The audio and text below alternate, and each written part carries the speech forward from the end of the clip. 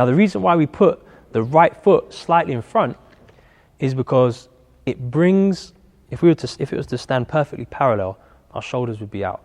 So we bring this right foot slightly forward and it brings the shoulder round and starts to line up the shoulder with the basket.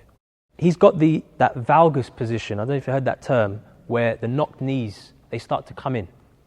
So every time he bends, you get this action, this valgus action. So if you don't mind, squat, okay?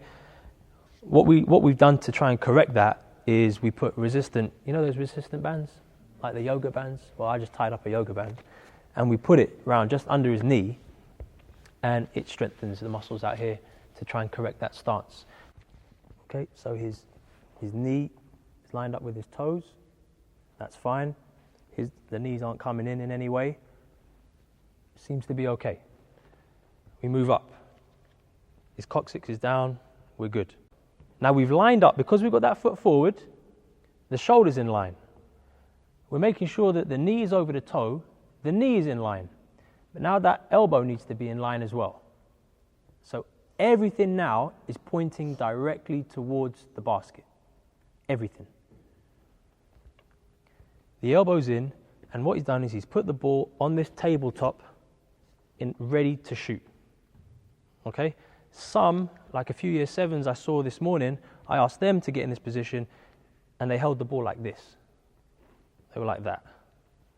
Small detail, but not effective, because he's going to have to get the ball from there to shoot. So just be there.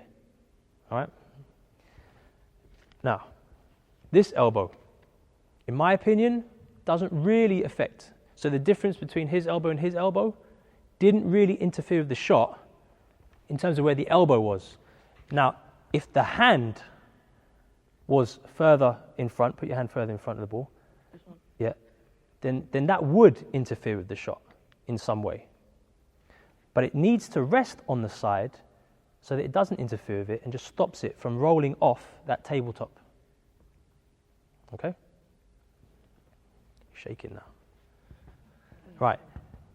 Now we're in the ready position. Okay? And the ball's fairly high up. You can still see the basket. It's not down, it's up. Now, from this position, we're now generating a lot of potential energy, and now we would ask Shaheem to shoot a jump shot. So now he's now extending his limbs. Jump though. Okay? And leave the ball. Don't worry about the ball. Just shoot and hold a position. Okay? Now he's decided to hold this position. Okay? His arm is now nice and high. He's got an excellent high extension here. He's locked out his elbow, which is great. Maximum amount of force here. Now, if you shoot that again, watch the rotation on the ball. There's backspin, jump again.